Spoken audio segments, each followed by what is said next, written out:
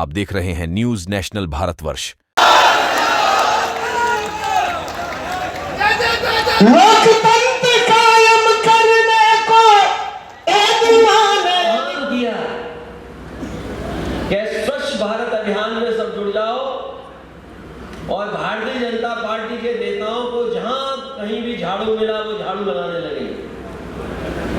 हर जगह झाड़ू लगाया, लेकिन पता नहीं भारतीय जनता पार्टी के यहाँ के नेताओं क्या हो गया, उन्होंने शाहजहांपुर में झाड़ू नहीं लगाया। अभी जब मैं तनवीर जिला अध्यक्ष के घर से बाहर निकला, मैंने ढेरों कूड़ा देखा, इतना कूड़ा देखा जिसकी आप और हम लोग कल्पना नहीं कर सकते।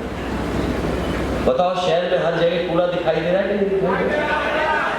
डिवाइडर भी दिखाई दिए। ये जो साथी गांव से निकल करके आए होंगे, बताओ सड़क या सड़क के किनारे भी टकराते हुए दिखाई दिए नहीं दिखाई? कोई डिवाइडर नहीं बचा है जहां पर वो जानवर ने दिखाई देते हो। पता नहीं भारतीय जनता पार्टी को सांडों से कौन सा प्रेम है।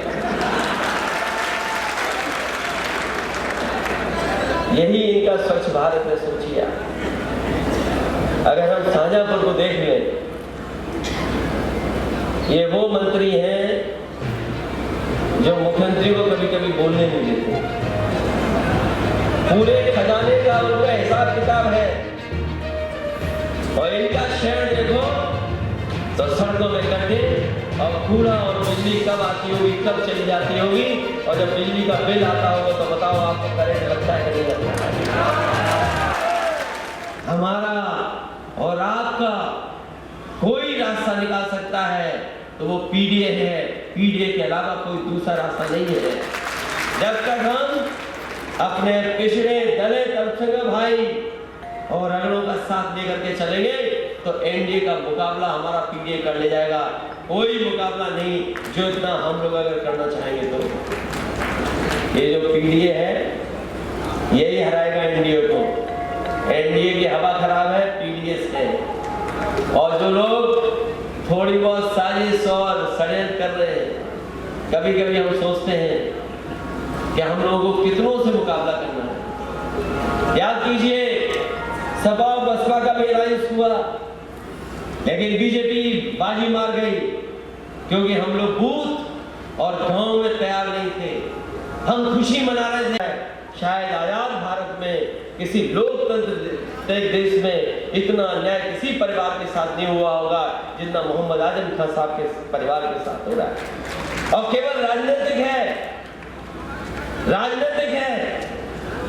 कोई जितना कुछ है साजिश षड्यंत्र सब राजनीतिक है। और ऐसे तो आप पता कर लेना, ये जमाना तो ऐसा है कि कोई बात छिपा नहीं सकता। हमारे यहाँ भी जो बड़े बड़े पदों पर बैठे हैं उनके भी दो सर्टिफिकेट हैं, दो सर्टिफिकेट हैं, और उनके जांच कोई नहीं।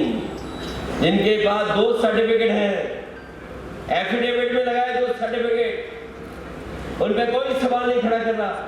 लेकिन हमें उम्मीद है कि यहाँ जरूर उनके साथ जो फैसला होना चाहिए नहीं हुआ, जो आने वाले समय में और जगह जो और न्यायालय हैं, हमें उम्मीद है कि उन न्यायालयों से उनको न्याय मिलेगा। और एक दिन बहुत हमारे साथ जल्दी आकर के समाजवादी पार्टी के लिए वो प्रचार करेंगे और समाजवादी पार्टी की मदद करेंगे।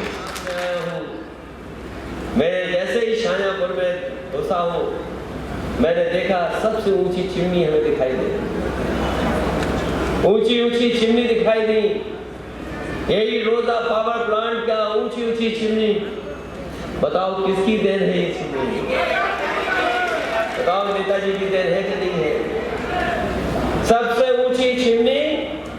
और ये जो बिजली बन रही है पूरे उत्तर प्रदेश से लेकर के देश को भी बिजली मिल रही है, अगर किसी की देन है तो नेताजी और समाजवादियों की देन है। यार आज भी पुल नहीं ठीक कर पा रहे हैं। बताओ हमारे गांव के लोगों को कितनी तकलीफ और परेशानी होगी, कहां से घूम करके जाते होंगे, कई 100 किलोमीटर चल करके जाना पड़ता होगा। और ये जो सड़क बनी है एक्सप्रेस में, ये ऐसी दिल्ली से कोई चलेगा तो मुझे ज्यादा चलना पड़ेगा।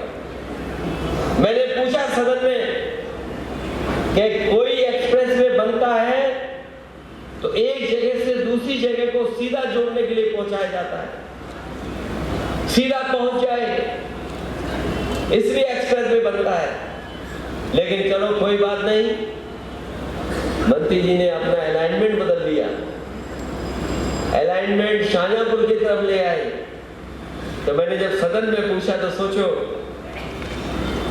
हमारे साथियों ने सुना होगा क्या कह रहे थे मुख्यमंत्री जी, क्या फर्रुखाबाद वाले चूसे रहे गन्ना और धन ले गए खन्ना।